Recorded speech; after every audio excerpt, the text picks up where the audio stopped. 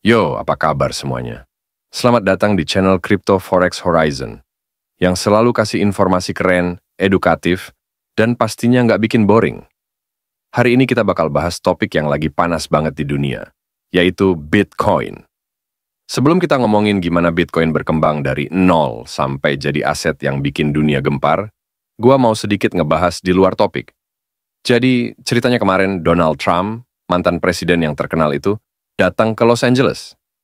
Nah, yang menarik, dia datang tanpa dikawal rame-rame kayak pemimpin negara lainnya. Nggak ada tuh pejabat-pejabat penting kayak menteri atau polisi yang biasanya harus ikut-ikutan dalam acara resmi. Gila kan?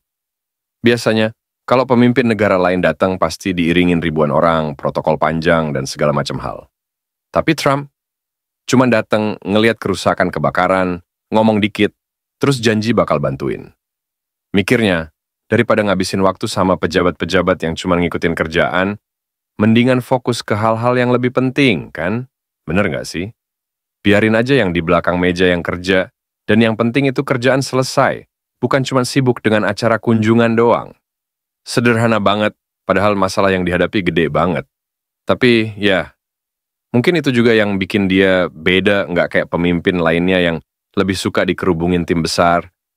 Ngomong-ngomong soal hal besar yang bisa mempengaruhi banyak orang, kita juga perlu bahas tentang hal-hal yang nggak kalah penting, seperti Bitcoin. Nah, ini dia yang lagi panas banget, terutama di 2025. Jadi, mari kita bahas gimana potensi Bitcoin ke depannya. Kita perlu ngobrol dulu soal kondisi di Indonesia. Kenapa ya? Negara kita tercinta ini nggak terlalu antusias sama Bitcoin. Kalau dibandingin sama negara-negara maju, kayak Amerika Serikat pas era Presiden Trump, yang rame-rame ngadopsi Bitcoin sebagai aset masa depan, Indonesia kok kelihatannya masih adem ayem. Nah, tenang aja, kita bakal bahas ini pelan-pelan. Simak terus. Pertama-tama kita harus ngerti dulu posisi Bitcoin di Indonesia. Jadi gini guys, di negara kita, Bitcoin itu dianggap sebagai aset digital, bukan alat pembayaran yang sah. Kenapa? Karena Indonesia punya satu aturan keras. Semua transaksi di wilayah kita wajib pakai rupiah. Ini diatur sama Undang-Undang Mata Uang Nomor 7 tahun 2011. Kalau Bitcoin bebas digunakan untuk pembayaran, ini bisa mengancam stabilitas ekonomi dan nilai rupiah. Bayangin kalau semua orang mulai lebih percaya sama Bitcoin daripada rupiah.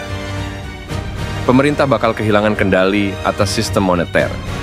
Makanya, Bank Indonesia, BI, dan Otoritas Jasa Keuangan, OJK, lebih memilih berhati-hati. Mereka nggak mau ekonomi kita jadi kaos, gara-gara sesuatu yang belum stabil kayak Bitcoin. Selain itu, tingkat edukasi masyarakat soal Bitcoin juga jadi masalah besar. Banyak orang yang masih bingung dan takut sama konsep kripto. Bahkan, beberapa masih nganggap Bitcoin itu mirip skema Ponzi atau penipuan online. Padahal, kalau kita dalemin, Bitcoin itu lebih dari sekadar uang internet. Terus, ada juga kekhawatiran soal keamanan. Transaksi Bitcoin itu emang transparan di blockchain, tapi kalau platform exchange yang dipakai diretas, uang kita bisa lenyap begitu aja. Makanya, pemerintah kita lebih fokus ngajarin masyarakat tentang literasi keuangan sebelum ngasih lampu hijau buat Bitcoin secara bebas. Jadi, bukan karena pemerintah nggak paham potensinya, tapi lebih ke main aman, biar nggak ada masalah besar di masa depan. Kalau kita keluar dari Indonesia dan ngelihat situasi global, Bitcoin itu ceritanya beda banget guys. Bitcoin muncul pertama kali tahun 2009, hasil karya anonim dari seseorang atau sekelompok orang bernama Satoshi Nakamoto. Waktu itu, Bitcoin cuma dihargai beberapa sen per koin. Bahkan, cerita legendarisnya adalah, ada orang yang beli 2 pizza, pakai 10.000 Bitcoin. Kalau dikonversi ke harga sekarang, itu setara dengan ratusan juta dolar. Di Amerika Serikat, terutama pas era Presiden Trump, Bitcoin mulai dilirik sebagai aset serius. Perusahaan-perusahaan besar kayak Tesla, MicroStrategy, dan Square mulai investasi besar-besaran di Bitcoin. Mereka ngelihat Bitcoin ini seperti emas digital yang bisa melindungi nilai kekayaan mereka dari inflasi. Selain itu, ada juga cerita unik dari El Salvador. Negara kecil di Amerika Tengah ini jadi yang pertama mengadopsi Bitcoin sebagai alat pembayaran resmi. Mereka bahkan bikin Bitcoin City, kota futuristik yang seluruh infrastrukturnya didanai oleh keuntungan dari Bitcoin. Gimana nggak keren? Mereka pakai energi dari gunung berapi buat menambang Bitcoin, jadi selain canggih, ini juga ramah lingkungan. Terus, di negara-negara Eropa, Bitcoin mulai dianggap sebagai alternatif investasi. Bank-bank besar di Swiss, misalnya, sekarang udah nawarin layanan penyimpanan Bitcoin buat klien mereka. Artinya, Bitcoin itu nggak cuma buat anak muda yang suka spekulasi, tapi udah jadi bagian dari portofolio investasi institusi besar. Oke, sekarang kita bahas teknologinya. Bitcoin itu nggak mungkin ada tanpa blockchain, teknologi revolusioner yang jadi fondasinya. Gampangnya, blockchain itu seperti buku besar digital yang mencatat semua transaksi secara transparan. Bedanya sama buku catatan biasa, data di blockchain nggak bisa diubah atau dihapus. Ini yang bikin Bitcoin dipercaya sebagai sistem keuangan yang aman dan anti manipulasi. Salah satu kelebihan blockchain adalah desentralisasi. Artinya, nggak ada satu pihak pun yang bisa mengendalikan jaringan Bitcoin. Semua transaksi diverifikasi oleh ribuan komputer di seluruh dunia yang disebut node. Jadi, meskipun ada satu server yang rusak atau diretas, jaringan Bitcoin tetap jalan. Tapi tentu aja teknologi ini punya tantangan. Di awal kemunculannya, Bitcoin dikenal sebagai jaringan yang lambat dan mahal untuk transaksi kecil. Bayangin, kamu harus bayar biaya transaksi yang mahal cuma buat beli secangkir kopi. Tapi sekarang, masalah ini mulai diatasi dengan teknologi tambahan, seperti Lightning Network. Ini bikin transaksi Bitcoin jadi lebih cepat dan murah. Blockchain juga punya aplikasi di luar Bitcoin. Misalnya, Ethereum memperkenalkan konsep smart contracts, yang memungkinkan kita bikin perjanjian digital tanpa pihak ketiga. Jadi, meskipun Bitcoin itu pelopor, pesaingnya juga nggak kalah inovatif. Bitcoin itu fenomena global, yang nggak lepas dari pro dan kontra. Orang yang pro biasanya ngelihat Bitcoin sebagai alat perlindungan nilai. Ketika inflasi meningkat, Bitcoin dianggap seperti emas digital, yang nilainya cenderung naik. Selain itu, Bitcoin juga memberikan kebebasan finansial, karena nggak terikat oleh bank atau pemerintah. Tapi, orang yang kontra punya argumen yang nggak kalah kuat. Mereka bilang, Bitcoin itu terlalu fluktuatif buat dijadiin alat pembayaran. Harga Bitcoin bisa naik turun drastis dalam waktu singkat, bikin orang bingung buat nentuin nilai tukarnya. Selain itu ada masalah lingkungan. Penambangan Bitcoin itu membutuhkan energi yang sangat besar. Di beberapa negara ini jadi isu serius karena listrik yang dipakai buat menambang sering berasal dari bahan bakar fosil yang nggak ramah lingkungan. Yang terakhir, Bitcoin sering dikaitkan sama aktivitas ilegal.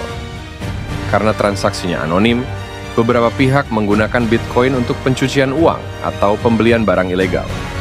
Ini salah satu alasan kenapa banyak pemerintah yang skeptis sama Bitcoin. Jadi, gimana masa depan Bitcoin?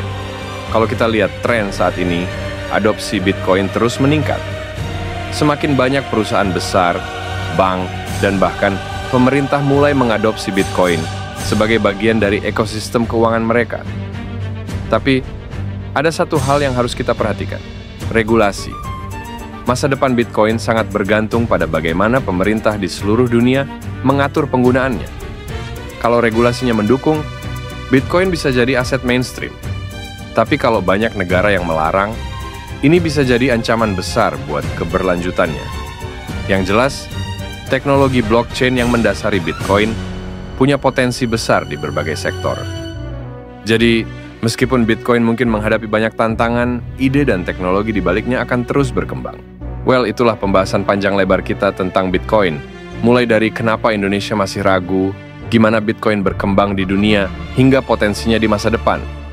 Intinya Bitcoin itu adalah aset yang penuh potensi, tapi juga penuh risiko. Jadi, kalau kamu mau terjun ke dunia kripto, pastikan kamu udah paham betul cara kerjanya. Alright guys, nggak kerasa kita udah sampai di akhir video. Terima kasih banget buat kalian semua yang selalu setia nonton channel ini sampai selesai. Kalian luar biasa karena udah mau invest waktu kalian buat belajar hal baru dan mendalami topik yang mungkin masih asing buat sebagian besar orang. Buat gue, kalian semua adalah bagian penting dari perjalanan channel ini. Kalian yang selalu kasih dukungan lewat like, komen, dan share. Itu bener-bener ngebantu banget buat bikin channel ini terus berkembang. Gue harap apa yang kita bahas di sini nggak cuma jadi info, tapi bisa jadi inspirasi buat kalian semua. Entah itu untuk memulai investasi, bikin keputusan finansial yang lebih bijak, atau sekedar buat ngobrol santai sama teman-teman kalian. Nah, buat next video, kita bakal bahas topik yang nggak kalah seru nih. Gue kasih sedikit spoiler ya. Gimana caranya trading forex buat pemula tanpa overthinking, tapi hasilnya tetap maksimal. Seru banget kan? Jadi, jangan lupa nyalain lonceng notifikasi biar kalian nggak ketinggalan kontennya. Akhir kata, gue pengen bilang satu hal. Jangan pernah takut untuk belajar hal baru, karena disitulah kita bisa tumbuh.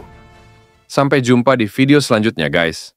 Stay awesome, stay curious, dan tetap jadi penonton setia yang selalu haus akan ilmu. Peace out.